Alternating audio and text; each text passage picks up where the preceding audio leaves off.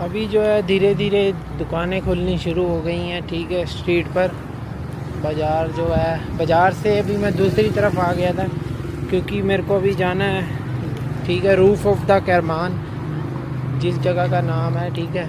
वहाँ से क्या है, पूरा करमान ऊपर से ही दिखता है, ठीक है, रूफ़ ऑफ द करमान।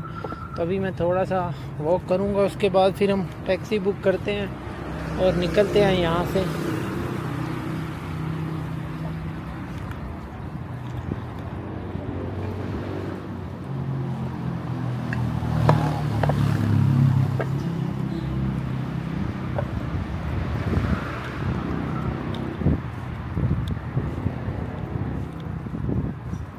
ये यहाँ का बैंक है, ठीक है, बैंक सिपाहा, ठीक है। अभी क्लोज़ है बैंक।